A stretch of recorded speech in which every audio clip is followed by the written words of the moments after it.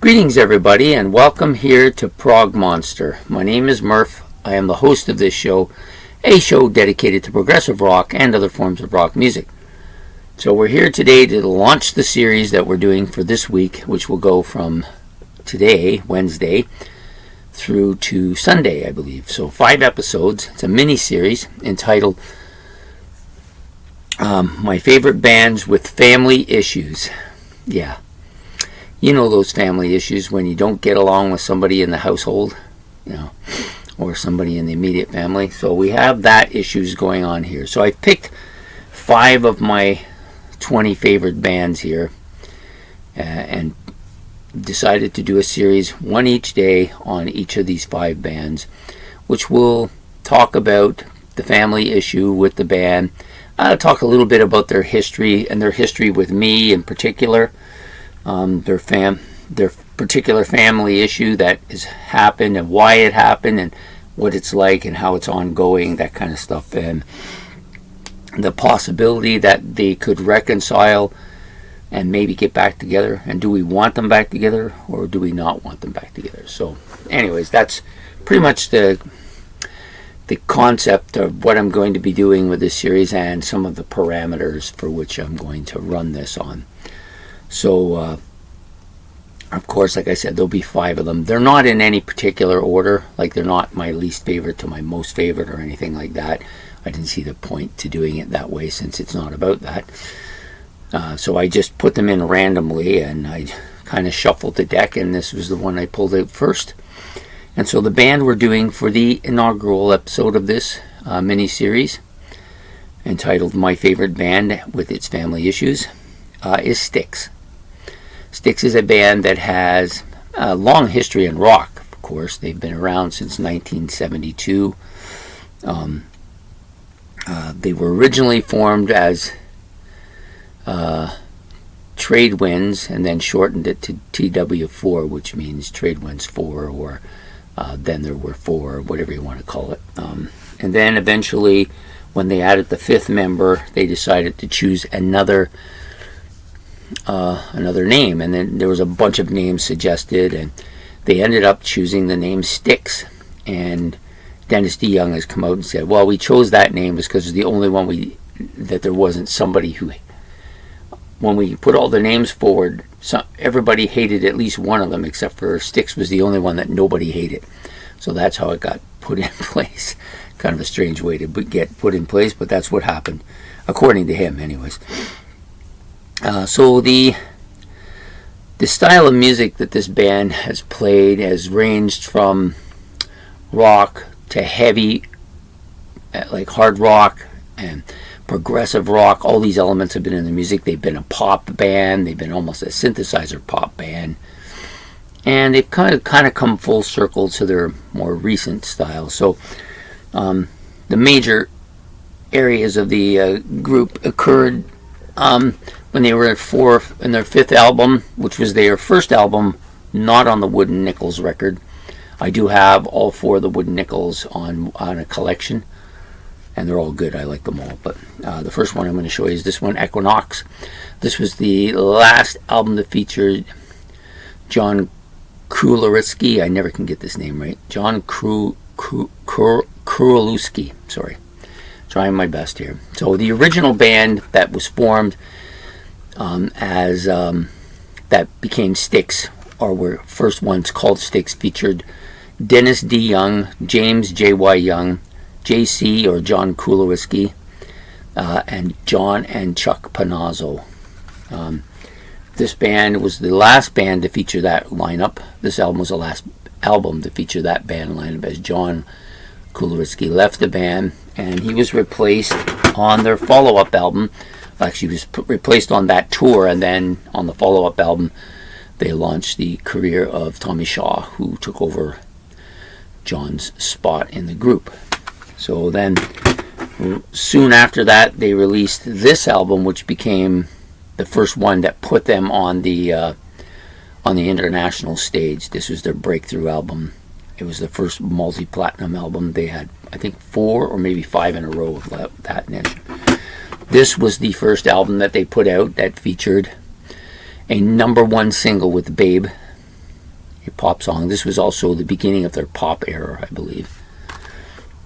And they put out a couple more pop albums after that. Paradise Theater, which many of you know, and of course the Kilroy Was Here, which was the concept album that began the kind of fracturing of the group. That was where it began, because some of the members didn't want to play that anymore, notably Tommy Shaw. So he left the band after that tour and went on a solo career, and then eventually ended up with Damn Yankees. And then when they reunited, the group in the early 90s, they had Glenn Burtnick. And they did a few things. But again, eventually, when they got back together to do, I think it's Brave New World, Tommy Shaw rejoined them. They did the album, and they were set to do the tour, and Dennis decided that, or I don't know if he decided, but he developed a problem with lighting, a reaction to lighting, and so he didn't want to go on tour. He asked the band not to tour until he was better, and they didn't. They replaced him, got somebody else, and then they went on tour without him, and they've not been together since. There's quite a bit of animosity between basically the two main guys in the band now, JY and Tommy Shaw. They do not like or want to have anything to do with Dennis DeYoung. And Dennis, of course, hasn't said it. Well, actually, I think he has said that he wants to be back in the band. He thinks it makes sense that he's the best Dennis DeYoung there is. And as much as Lawrence Gowan is good, he isn't Dennis DeYoung. So, and there seems to be two fractions in this particular belief. But before we get going into that, I'm going to talk a bit about my own personal history with STYX. So, I started my music, as many of you know, listening to my parents' collection of country, western, and 50s music. And then eventually I discovered on my friend's radio, he had a little transistor radio, we discovered a few other things. I was listening to that, and then one day we heard Kiss's Rock and Roll All Night, Party Every Day, and I became a huge Kiss fan, and that was the only band I would listen to from 75, 76, 77 until mid 78, when I started wanting to experience something else. And that's when my friend brought The Grand Illusion to my house. He brought this album to my house, and we listened to it, and I thought, that's great stuff. And then I subsequently bought Pieces of Eight, which is, I didn't bring down from the shelf here, but if I can see it, I'll pull it out. Oh, here it is. Is this it? Oh, that's Paradise Theater. Oh, here it is. So this album was the one I came in the door on. I love this album. Not only is it my favorite STYX album, it's my favorite album, period. So I came in on that, and for the next... So STYX was part of that original group of bands that I started to branch out to, which featured Queen, STYX, Black Sabbath, and Rush. Those were the four bands. Rush and Sabbath a little bit later.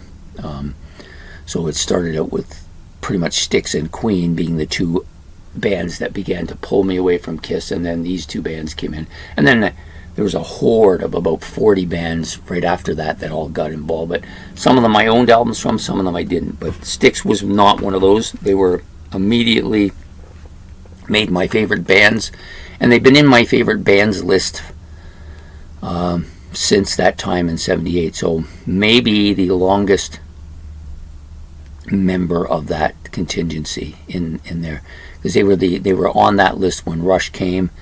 They were on that list when Sabbath came, and Queen was in that list as well. But Queen and Kiss have faded out of the picture, where these other three have all stayed in. So STYX arguably is the longest running band with me as far as being in my top favorites. So that's my history with STYX. So anyways, back to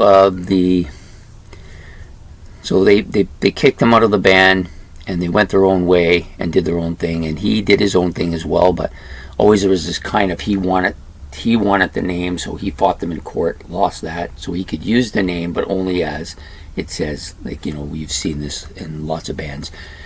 Dennis DeYoung's Music of STYX, which is something like John Anderson's Music of Yes and stuff like that. But anyway, STYX I have not played with Dennis on an album or tour since the 90s, and I don't see it changing anytime soon. It's kind of like this scenario. If you had a wife that you never wanted to have you broke up with and you separated from and you divorced and you want nothing to do with, would you let them move back in and have a relationship with them just so you could make money? That would be the only reason, right? So, and JY has said this, do we really want to live with somebody we didn't want to be with in the first place? I don't think so. And they're quite happy with Lawrence Gowan and the other members of the band, Todd Zuckerman and Phillips as well. They're happy with those members of the band. The band is doing well.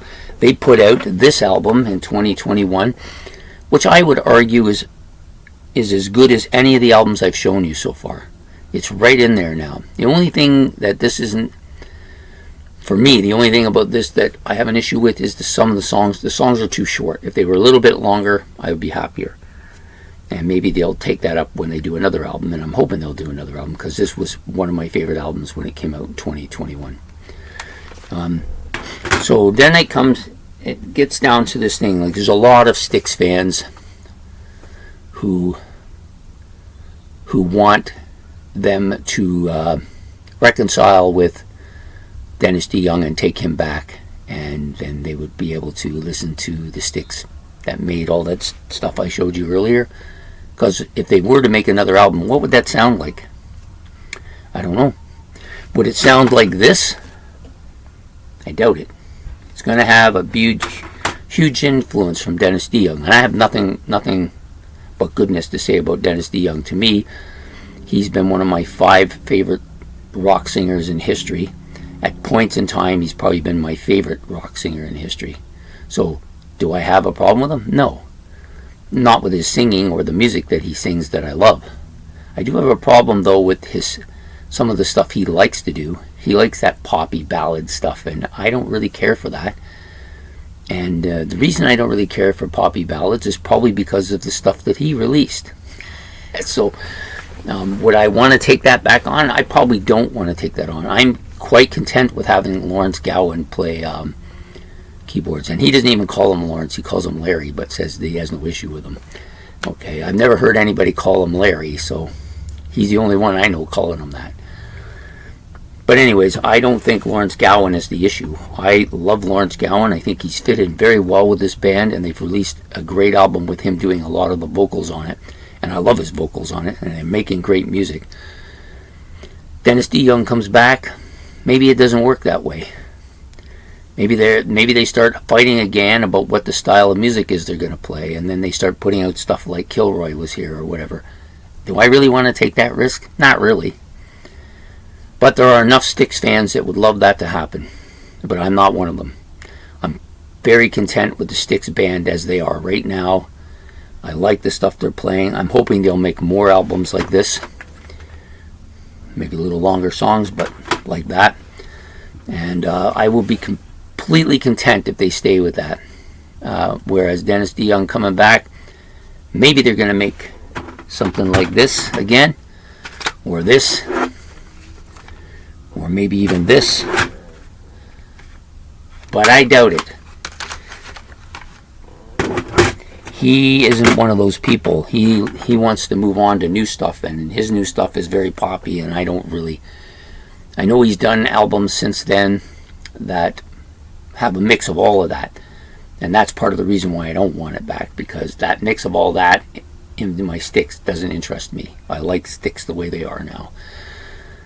So how do you guys feel about it? Would you like to see Dennis DeYoung back in STYX and Lawrence Gowan can just play the piano or take a hike? What do you guys think? So for me, I'm content with the band the way they are, and to me that marriage is over and they should just move on. So that's it for my first episode here on my favorite bands with family issues. So I hope you'll join me for tomorrow's bands with family issues. Please make your comments below about this situation and let me know how you feel about it. And please like and subscribe. It's much appreciated. And we'll be back tomorrow with another episode of this.